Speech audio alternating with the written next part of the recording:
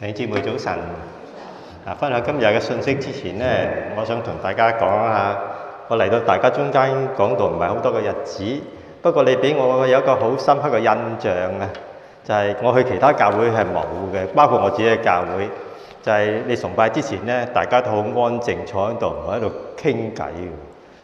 我去所有教會，包括我自己嘅教會，都要個主席上台呢，又話我而家崇拜開始先，大家安靜，你哋唔使嘅。咁係一個非常之好嘅教會嚟嘅，我好開心喺中間同大家分享信息。我哋低頭祈禱先啦。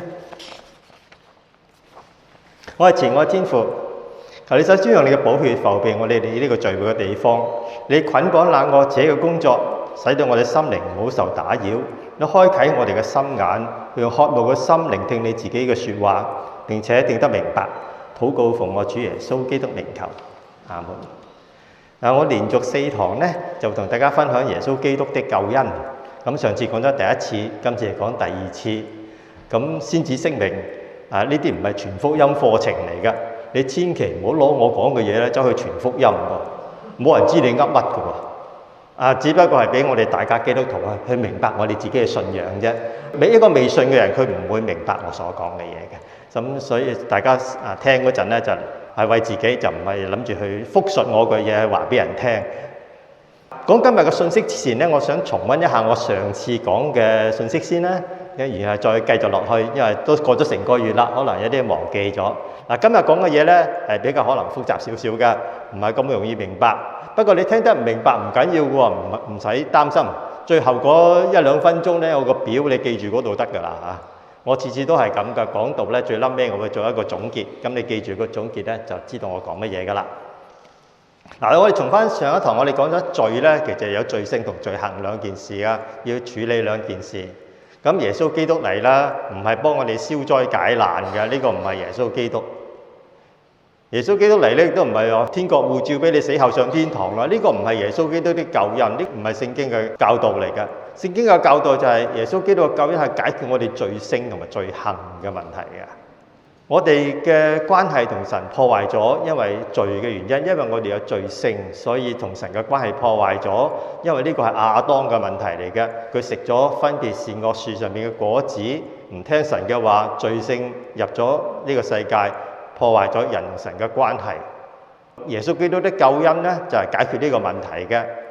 我上次亦都用病徵同埋病源去比喻一下罪性同埋罪行係有乜唔同分別。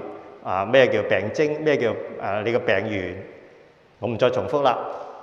我哋人一生出嚟呢，就係一個有罪性嘅人，就唔係因為我哋做錯事去犯罪，所以我係罪人。唔係，我哋因為只不過係生出嚟，我哋係亞當嘅後裔，所以我哋有罪性啫，咁解啫嘛，即係先天嘅問題嚟㗎，唔係我哋做錯咗咩嘢。所以呢，我哋唔能夠壓抑自己唔去犯罪呢，去消除我嘅罪性嘅，係唔得嘅。好簡單啫。如果你再唔明呢，就係有啲人有遺傳病㗎嘛，即係父母有嗰個病，佢係有啊，佢冇做咩嘢㗎，佢都有嗰個病嘅。譬如我近視㗎嚇，我個女呢有近視嘅。我太太同我都近視嘅，我個女係自然近視嘅啦。咁我個女唔係因為佢做對乜嘢佢近視啊嘛，因為佢阿爸阿媽近視啊嘛，冇辦法啦，係嘛？即係我同你就係咁啫。因為我哋係亞當嘅後裔，亞當有罪性，所以我哋又有，唔係因為我哋做錯咗咩嘢。嗱，呢啲都好重要嘅。你對人傳福音咧，唔好成日話人做錯嘢先得㗎。佢冇做錯嘢啊，不過佢冇做錯嘢都係做人咁解啫嘛。你小心啲啊，唔係解錯俾人聽。好啦，講咗上一堂嗰啲之後呢，我哋講下咁耶穌基督解決我哋罪性同埋罪行係點樣解決先得㗎？你個辦法先得㗎嘛。我呢度想講一個比喻，呢個比喻呢，就係幫你明白耶穌點樣解決我哋嘅問題。咁下一堂我先講咩叫信耶穌啊？信耶穌係咩意思？今日我講下點樣解決罪性同埋罪行嘅問題呢？我講下個賭徒嘅比喻。有個人中意賭錢啊！你見過賭錢嘅人咧？賭錢實輸嘅，冇話贏嘅。賭錢嘅人就欠債啦，佢揸人周身債，佢借錢嚟賭，賭親都輸嘅。佢有兩個問題喎，佢揸人錢啦，同埋佢好賭啊，佢好中意賭錢。我有個弟兄咧，好好嘅弟兄嚟嘅，佢以前係個賭徒嚟嘅。佢話俾我聽咧，賭錢咧唔係為咗贏錢嘅喎，賭錢因為上癮啊，上咗癮，要賭下咧先至開心嘅。咁呢個就好賭啊，就唔係為咗贏錢嘅。為咗贏錢就唔會賭錢嘅，因為輸緊啊嘛。欠債同埋好賭有乜關係咧？因果嘅關係啊嘛。爭人錢係個果嚟㗎，係個結果嚟啫嘛。個原因係乜嘢啊？原因係佢好賭咯。你唔賭錢唔會爭人錢㗎，係咪啊？睇唔睇到個因果關係啊？一個因一個果，先後次序。佢嘅罪係乜嘢咧？嗱，佢嘅罪行咧就係爭人錢啊，欠債。但係佢有個罪性，佢嘅罪性就係佢嘅本性好賭。嗱，分開兩樣嘢嚇，爭錢就好似罪行一樣，好賭就係佢嘅罪性啦。咁你點樣幫佢啊？第一，拯救佢嘅方法，你幫佢還錢啦，對唔對？如果債主追佢債啊嘛，你要幫佢還錢啊。但係你幫佢還錢有冇用啊？佢又再賭又再爭，又再賭又再爭，咪永遠都還唔完，係咪？你要幫佢戒賭先得噶嘛。嗱，如果個人唔戒賭咧，你幫佢還錢係冇用嘅。接唔接受到呢個道理？好簡單啫。我哋就係咁樣啦。我哋嘅罪行咧就需要耶穌基督解決，但係我哋嘅罪性都要解決嘅噃。如果唔係，我哋不斷犯罪，耶穌又不斷赦免，咁你真係冇好到啫，即係冇做過任何嘢，係咪？罪性同罪行要解決，等於欠債同埋好賭嘅性情都要解決一樣啫嘛，有兩個方法去解決。但係解決嘅方法唔一樣，戒賭同埋還錢係唔一樣，就咁簡單啫。你明白呢個比喻之後咧，我就同大家睇幾節嘅聖經。第一節嘅聖經我哋想睇就係約翰一書1章9節嘅。我讀一次啦。我寫咗有啲英文喺度㗎，因為個英文嘅聖經嘅翻譯咧有啲比較準確少少，咁我就去清楚一啲講㗎。咁我們若認自己的罪咧，嗱呢個罪咧喺原文或者英文聖經咧就係個複數嚟嘅。我上次解過俾你聽㗎啦。逢係遇到複數嘅 sins 咧，就表示佢個罪行咁解嘅。神是信實的，是公義的，必要赦免我們的罪。如果你睇中文聖經就唔係好清楚啦。佢講呢個罪係罪行，洗淨我們一切的不義。約翰一書嘅1章9節佢所講嘅呢係罪行，唔係講罪性。一陣間我哋講罪性嘅經文，我會同你講下。然後我睇多一節嘅聖經喺以弗所書嘅第1章7節，我們藉着這愛子嘅血呢，就蒙救贖，過犯得以赦免，乃是照他豐富的恩典。我舉呢兩個聖經做個例子咧，想話俾大家聽，罪行嘅解決方法係點樣解決嘅呢？罪行用咩方法解決呢？就係赦免啦。你嘅罪必要赦免啊嘛。赦免係解決罪行㗎。耶穌基督要赦免我哋，佢要付出代價，等於我幫嗰個好賭嘅人，幫助佢解決佢爭人錢嘅問題，我就要付出代價。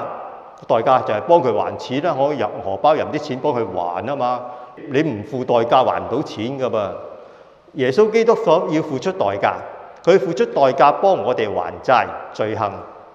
付出乜嘢呢？血，藉着這愛子的血，以弗所書，血幫我哋還債。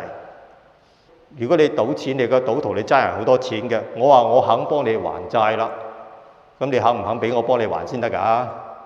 因為我唔肯俾你幫我還喎，咁即係冇用啫。耶穌基督肯幫我哋還債啦，用佢血，咁我要接受先得㗎嘛。你都唔要，咁即係點啊？唔得㗎嘛。咁點樣接受法啊？接受赦免就要認罪。我們若認自己的罪嘛，又有説係嘛？你個罪你唔認，耶穌基督冇辦法幫你赦免嘅。我肯赦免你冇用嘅，你都唔肯認，就咁解啫嘛。認罪咧係愛嚟接受赦免嘅。耶穌基督喺呢度擔任嘅角色咧，就叫做救主。正話第一首詩歌，如果你留意個歌詞，係咪寫耶穌係救主，又係我嘅主啊？耶穌基督喺呢度嘅角色叫做救主 Savior， 佢救我，脫離我嘅罪行。好啦，咁罪性又點啊？羅馬書咯，我睇佢話：如今那在基督裏的就不被定罪了，因為賜生命聖靈的律在基督裏釋放了我，使我脫離罪和死的律了。嗱，呢個罪同死的律咧，英文係單數嘅sin，表示係罪性嚟嘅。羅馬書唔係講緊我哋犯嗰啲罪，羅馬書係講緊我哋嘅罪性，我哋嘅人一生嚟就係一個罪人。羅馬書6章6至到7節，因為我們知道我們的舊人和他同釘十字架，他即係耶穌啦，使罪身滅絕，叫我不再作罪的奴僕。嗱，罪呢個罪咧就係罪性嚟嘅，單數嘅罪。奴僕係我哋中文聖經嘅翻譯，英文係 slaves 奴隸。奴隸亦都好啲，一陣間我解釋俾你聽點解奴隸好過奴僕啊。比較貼切嘅，因為已死的人已經脫離了罪了。嗱，呢個罪咧又係罪性。羅馬書咧係講緊罪性嘅問題嘅，或者你唔係好明唔緊要，你睇一個表就得㗎啦。嗱，罪性有咩方法解決咧？佢話俾我聽，記唔記得罪行用咩方法解決啊？赦免啊嘛，罪性咧釋放。耶穌基督在罪裏釋放了我嘛。釋放係解決罪性嘅。耶穌基督要付上代價㗎噃，佢幫我哋戒賭，佢要付上代價。代價乜嘢？十字架。十字架，十字架係對付罪性嘅，十字架唔係對付罪行嘅。血對付罪行，十字架對付罪性。我有回應嘅行動啦，我要接受釋放。嗱，呢次唔係赦免咯喎，呢次要釋放咯噃。呢度聖經冇講，一陣間我會解釋嗰個行動叫做悔改。悔改係唔同認罪㗎，一陣間我會解釋俾你聽。呢兩件事係完全唔一樣。我哋啲基督徒咧唔係好注重呢啲咁嘅細節。呢兩件事係唔一樣，一定要非常之清楚㗎。因為我可以認罪，可以不悔改都得。好簡單啫，一個賭徒幫我還錢，肯你幫我還錢啦。不過我唔肯戒賭噃，戒賭就係悔改嚟噶嘛。借人揸身債咧，只不過係罪行啫。耶穌喺呢度擔任一個角色，嗰個角色叫做主啊。我哋叫主耶穌，點解啫？同正話嘅角色唔同啊，正話係個救主，而家佢做主人。正話首詩歌講得好清楚㗎，耶穌基督係救主，佢亦都係主嚟嘅。但係呢兩個角色係唔同嘅。救主係解決我個罪行，至於佢係主咧，就係解決我嘅罪性，釋放我啦。唔係好明係咪？唔緊要喎，一陣間我講浪子的比喻咧就明㗎啦。如果你唔係好明咧，唔緊要㗎，你記得呢個表咧，你知我今日講乜嘢㗎啦啊？罪行同埋罪性，上次我講咗啦，對我哋有乜影響咧？如果我哋有罪行咧，神會審判我哋。到末日嘅時候，耶穌基督再嚟會審判我哋嘅罪行，我哋要解決。罪性對我嘅影響咧，就唔係審判喎，係同神隔絕。如果你記得咧，創世記嗰陣咧，神就叫亞當唔好食嗰個善惡知識樹個果子啊。點解啊？因為你吃嗰日必然死啊嘛。亞當食咗有冇即刻死咗咧？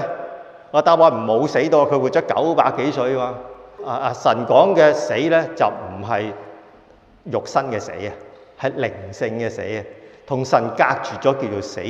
嗱，你食嗰日咧，你就同我永遠隔絕嘅啦，即係神嘅意思係咁解。罪性咧就係讓我哋同神隔開咗，永遠冇溝通。罪行嘅解決方法赦免，罪性咧就要釋放。耶穌基督付個代價就係寶血，罪性幫我哋解決咧，佢就要用十字架啦。所以耶穌叫我哋你要天天背起十字架跟從我啊嘛。唔係背佢個十字架，背緊你個十字架啫喎。佢叫你背十字架喎，佢冇叫你釘十字架喎，唔好搞錯。釘十字架係耶穌做嘅，我哋唔使釘十字架，我哋背嘅啫，我哋唔使釘。遲啲我哋會講下咩叫背十字架嚇。你記住呢啲先得啦。你話點解耶穌嘅血可以解決我嘅問題，十字架可以解決呢個問題嘅咧？今日唔解釋住，今日你記住呢個事實得啦啊！太過複雜，如果唔係你一次過聽唔到咁多。我要行動嘅，我要接受赦免，我要認罪。如果我要接受釋放咧，我就要悔改啦。嗱，悔改同認罪唔同。如果你乜嘢都唔記得，你咪記得賭徒爭錢同埋戒賭咯，你實記得噶嘛。耶穌基督擔任嘅角色咧，就係救主嘅角色。罪性咧，基督擔任嘅角色咧，就係主嘅角色，就咁簡單啫。好啦，我再講多少少悔改。嗱，悔改係比較難明嘅一點嚟嘅，唔係好容易了解。我盡量咧就用翻聖經去解釋，咁讓大家去明白。我舉一句例子，就約翰福音第8章34節，耶穌回答說：我實實在在告訴你們，所有犯罪，嗱，呢個罪咧係雙數嘅，係表示係罪行。你犯有罪行咧，就是罪的奴僕嗱。跟住嗰個罪咧就罪性啦。你犯罪行咧就係你罪性嘅奴隸啦。咁唔係奴僕係奴隸啊。講多次啊。佢意思係乜嘢咧？我哋嘅罪性做咗我嘅主人啊。啊，咩意思啊？咁你記得罪性係要釋放啊嘛？點解我要釋放啫？點解我要 set free 啊？點解要釋放？因為我俾人綁住咗，我咪釋放咯。即係你冇咗自由啊！你冇咗自由。人一出世咧，我有罪性，我就係我罪性嘅奴隸嚟嘅。耶穌講呢句比喻嘅時候，講呢句咁嘅説話咧，有個原因。因為當時係奴隸社會嚟嘅，嗰啲人就一聽就明白啦。我同你就唔係好明白咩叫做奴隸，知唔知啊？做奴隸就冇主權噶嘛，你聽晒個主人話噶嘛。個主人話乜嘢你係乜，主人要你死你都要死嘅。當時個社會係你冇主權嘅。我哋係罪性嘅奴隸嚟嘅，我哋俾罪性牽住我哋鼻子走噶。咩叫奴隸？奴隸就要服從主人，冇自主權叫做奴隸。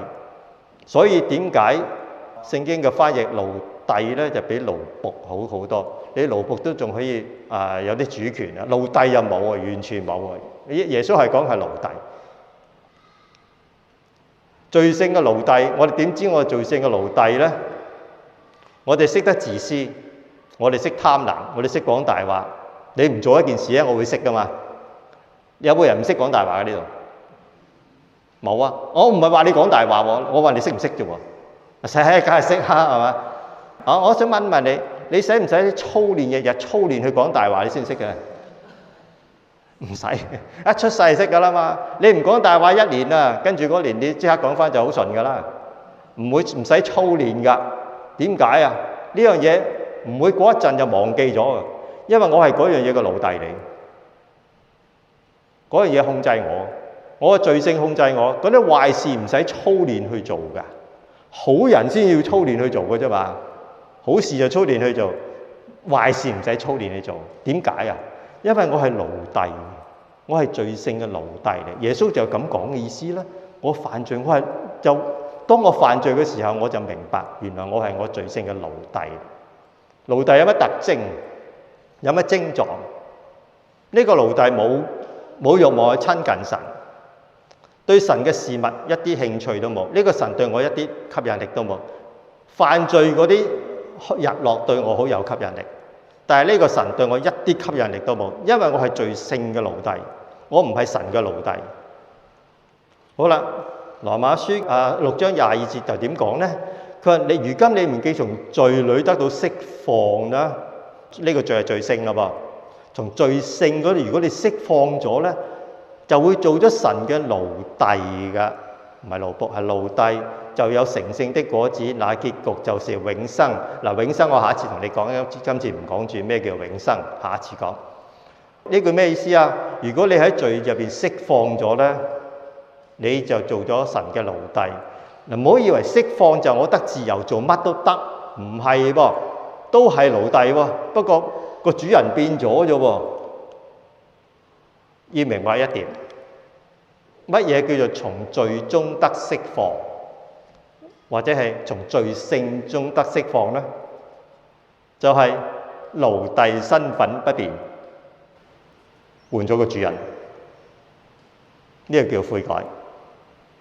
釋放嘅意思唔係話你自由做乜都得，釋放嘅意思就係你罪性係你個奴隸，而家咧你係神嘅奴隸啦，咁解啫。悔改就係我願意做神嘅奴隸，叫悔改。唔係你做錯咗咩嘢，你想揾邊個做主人？你想罪性做你嘅主人，因為神做你嘅主人，我願意俾神做主人，我肯做佢嘅奴隸，叫做悔改。我再講一次，悔改唔係你做錯乜嘢事，悔改係你揀邊個做主人。你做錯咩事，嗰個叫做認罪，嗰個唔係叫做悔改。今日好多基督徒只認罪不悔改，係咪？因為我根本就唔知咩叫悔改，冇人話俾我哋聽。我聽咗咁多年嘅信息喺講台咧，冇一個人話俾我聽乜嘢叫做悔改。聖經講得好清楚，乜嘢叫做悔改？換咗你嘅主人叫做悔改。因為我再睇浪子嘅比喻就更加明白啦。我哋今天好多返教會嘅人，佢只要耶穌基督做救主，幫佢還債啫。佢卻又唔肯戒賭，唔肯悔改。唔肯悔改嘅人得唔到救恩嘅，認罪唔足夠，等於一個賭徒，你幫佢還錢夠唔夠啊？冇用嘅，佢都唔肯戒賭，有乜用啫？我同你一樣啫嘛，我認罪冇用㗎，我唔肯悔改，我唔肯轉我個主人，所以一啲用都冇。咩叫悔改呢？我願意耶穌基督取代我嘅罪性，做我嘅主人，叫做悔改。我哋點樣接受釋放？接受釋放就要悔改，呢個解決罪性嘅問題。悔改唔係我認罪啦，我改過自身啦，我以後唔做啦，咁唔夠啊！悔改係我願意更換我嘅主人，我唔願意罪性做我嘅主人。我與耶穌基督做我主人，我做佢個奴隸。你願唔願意？你願意叫做悔改，唔係話你做錯乜嘢事。而家我同大家睇正話我讀過浪子的比喻，大家非常之熟悉嘅一個比喻。我想諗一個比喻咧，去解釋咩叫做悔改，咩嘢叫做認罪，咩叫做罪性，咩叫做罪行。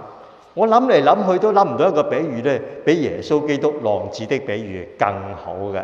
不過我哋好多時咧太過快咧，唔夠細心，唔明白耶穌講呢個比喻佢嘅重點喺邊度。我今日同大家咧好細心嘅睇呢個比喻。就如果正話嗰啲你聽得唔係好清楚咧，唔緊要，呢個比喻咧好幫助你去明白我正話講嘅説話嘅。耶穌基督用呢個比喻去話俾我哋聽，咩叫罪性，咩叫罪行，咩叫釋放，咩叫赦免。好啦。嗰個小兒子咧，佢就問父親攞錢啊嘛，係咪？請你把我應得嘅家產分俾我啦。父親就俾咗家產俾佢啦。過咗不多幾日咧，小兒子就把一切所有的都收拾起來，往遠方去啦。我想問問你，呢個小兒子啊，係咪貪錢咧？佢問父親攞家產，係啊，佢想要自由啫嘛，佢唔係要錢。只不過嗰啲錢咧係幫助佢攞到自由啫嘛，你聽唔聽得明唔明白啊？明唔明白？如果佢係貪錢嘅話咧，佢唔會浪費資財噶嘛。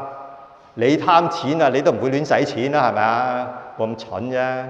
同埋佢攞晒啲錢留翻屋企做義士都得㗎，佢唔使往遠方去噶嘛。我大把錢，我屋企繼續做義士冇問題啊。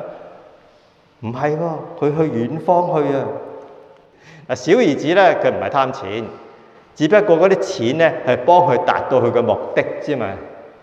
佢嘅目的係乜嘢咧？佢嘅目的就係離開父親往遠方去啊嘛。佢想自由自在，佢唔想俾佢父親管束佢啊。呢個係佢嘅問題啊嘛。我哋要知道佢嘅問題喺邊度先得㗎。如果你幫一個人解決問題，你係咪要知道佢嘅問題喺邊度啊？佢嘅罪性喺邊度咧？離開父親。佢唔想父親去管束佢，唔想父親去支配佢。呢個唔係亞當嘅問題咧。亞當做乜要食嗰個分別善惡樹嘅果子啊？撒旦話俾夏娃聽點解啊？因為吃嗰日你嘅眼睛就明亮啦，你識得分別善惡啦。呢個分別善惡因為唔好啊？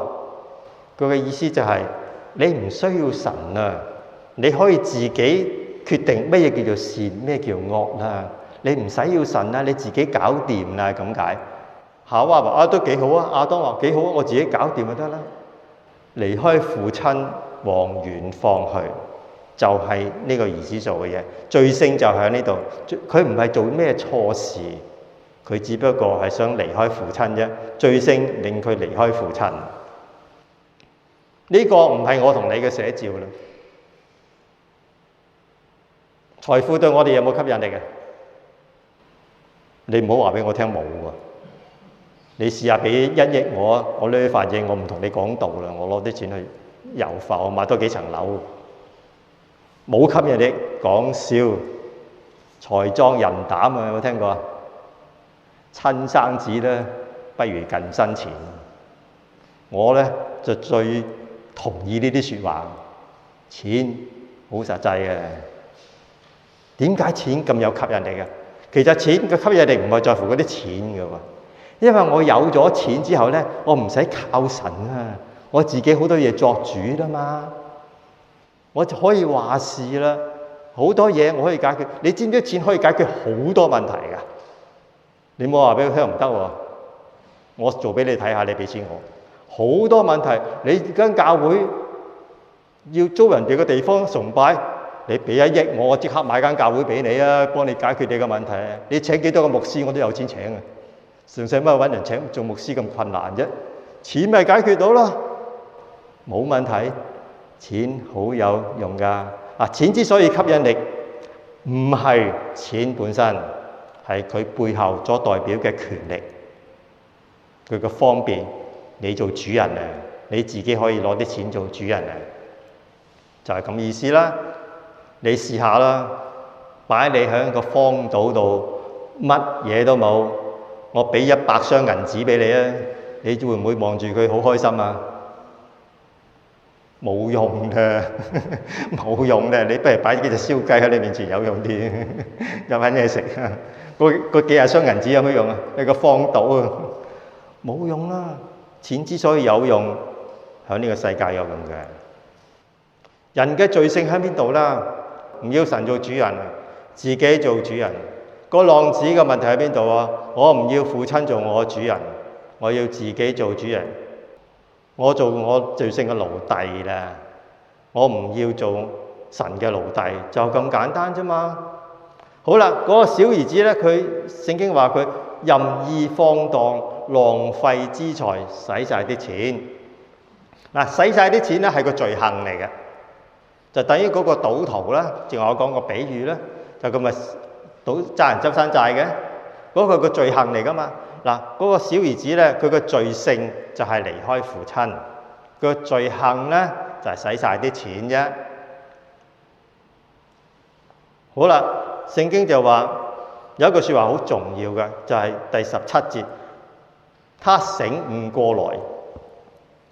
嗱，佢呢句之前咧，呢個小兒子就係窮啊嘛，耗盡一切啊嘛，揾人叫佢餵豬啊嘛，餵豬揾啲豆莢充飢都冇啊，佢就喺度諗啊，我咁窮，搞到今日咁嘅田地，爸爸大把錢點解唔翻去咧？咁有乜特別啫？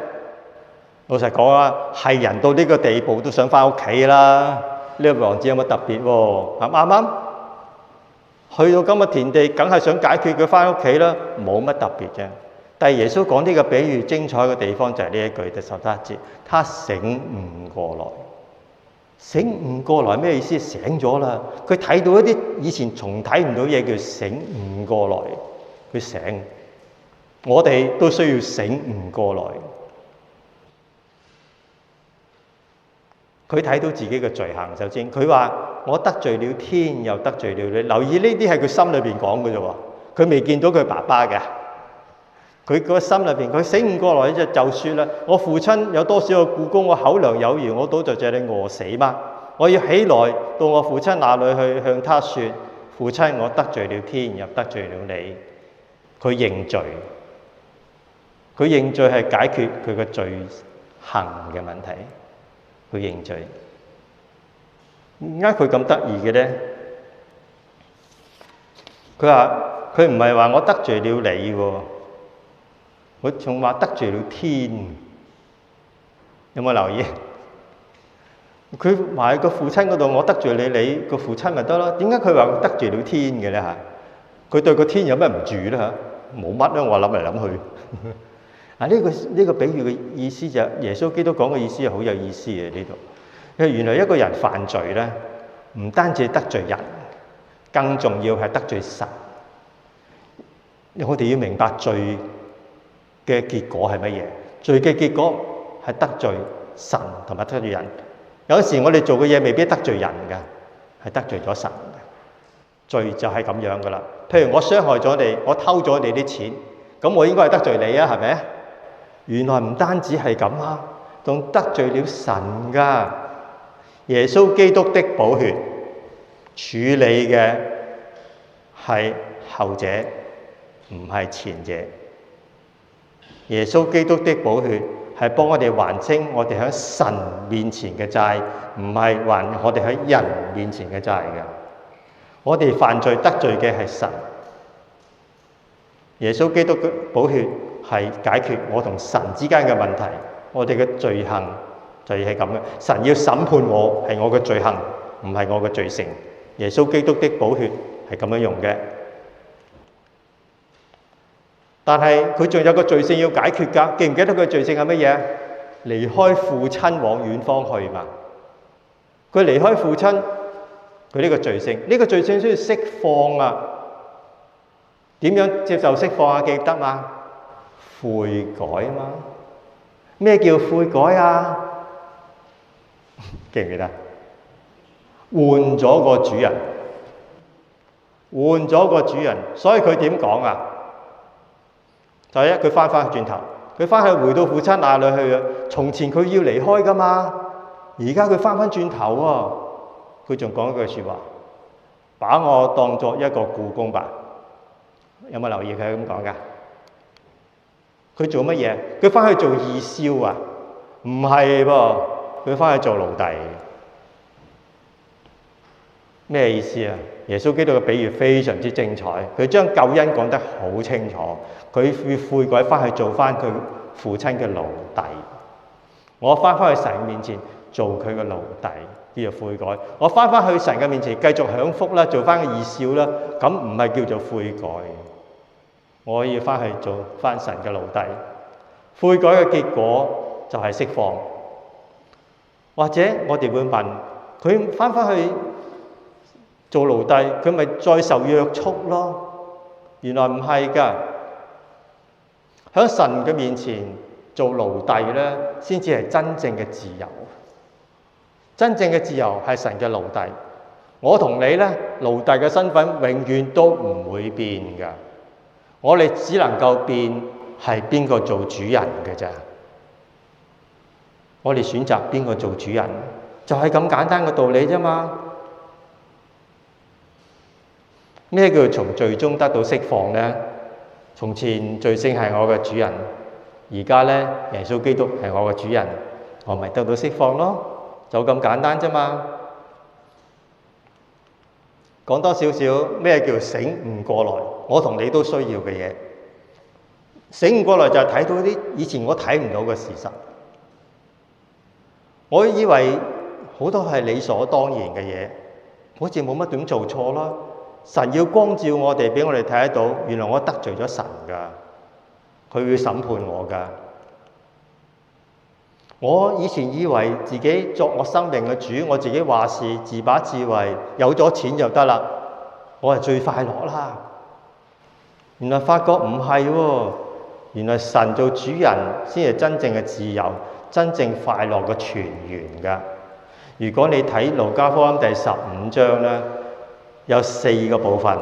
第一，失羊的比喻；第二，失錢的比喻；第三，失去兒子的比喻，小兒子。仲有第4部分，個大兒子嘛。4個部分你打開本聖經睇下，個結局係乜嘢？應當歡喜快樂。嗰個結論唔係失而復得，係應當歡喜快樂。你打開本聖經自己睇一睇，因為真正嘅快樂係神做我嘅主人，唔係我做我自己主人。一個人佢唔咁樣醒悟過來咧，無緣無故係唔會悔改嘅。所以求神俾我哋一個醒悟嘅心，睇到原來佢做我嘅主人，我嘅人生先至係最快樂嘅。咁你就會悔改。今日我哋可以參加好多宗教活動，好多人走去教會度參加宗教活動，有啲希望得到天國護照，參加呢樣嗰樣洗禮啊，又查經，冇用噶。你要醒悟過來先得噶，唔醒悟過來唔會悔改嘅。今日嘅信徒就係好多都係咁，我去到好多教會認罪唔悔改，我要赦免，但係我唔要釋放，我要你幫我還錢，我又唔肯戒賭，咁冇用。我只要耶穌基督做我救主，俾我着數，但係背佢嘅十字架咧，我又唔肯咯。我唔要佢做我嘅主人嗱，咁樣唔會得到救恩。咁樣嘅信徒唔能夠俾神去用去傳講佢嘅福音，因為我哋自己都唔悔改。如果你唔係一個悔改嘅人，你點能夠傳揚悔改的救恩呢？對唔對？好簡單，我唔係咁樣嘅基督徒，我點能夠講咁樣嘅救恩？如果我唔係咁樣嘅人去講呢啲説話，即係我講大話，即係我假冒為善，我都做唔到，我叫你做，係咪唔得？今日好多信徒都係，我點知道我係咪真正悔改呢？對神嘅説話一啲興趣都冇，要祈禱要讀經，好痛苦嘅，逼自己去做，勉勉強強敷衍做下都得嘅，但係到起嚟好辛苦嘅。如果你係咁嘅時候悔改，求神俾我哋一個悔改嘅心，一個醒悟過來嘅心，咁樣嘅時候，我哋先至能夠真真正正享受到呢個救恩。唯有咁樣，我哋嘅教會先能夠興旺，先能夠為主作見證，讓人哋入到嚟知道乜嘢叫做信耶穌啫嘛。如果我哋自己都唔係咁嘅人，我點能夠要求人哋咁做呢？冇理由啫，係咪啊？好啦，如果你今日咩都聽唔明，嗱，記住個表得嘅，罪行同罪性就等於揸人錢同埋好賭啊嚇，你記住就得噶啦。罪行神會審判噶，罪性啦就令我同神隔絕嘅。解決嘅方法，我需要耶穌基督赦免我，但係我亦都需要釋放噶。耶穌基督嘅寶血已經幫我解決我罪行嘅問題，但係我仍然都要背起佢俾我嘅十字架去解決我嘅罪性噶。呢度係一生噶，我要認罪，亦都悔改。悔改，記住係咩意思咯？講咗咁多次都記得啦啩？換咗個主人，唔係話我做錯事，你做錯事叫做認罪，你換個主人叫做悔改。耶穌基督要做我嘅救主，但係當你稱呼耶穌基督做我嘅主嘅時候，你就要明白佢係我嘅主人，我係奴隸嚟。如果你唔覺得自己係個奴隸咧，你唔能夠叫耶穌基督做主耶穌。我哋今日嘅分享停喺呢度，下次我同大家分享乜嘢叫做信耶穌得永生。我哋基督徒成日叫人信耶穌得永生，咩叫信耶穌先得㗎？咁咩叫永生先得㗎？下個月咧，我同大家咧就分享呢個信息。今日我講嘅信息咧喺呢度停喺呢度啦。我哋低頭安靜祈禱。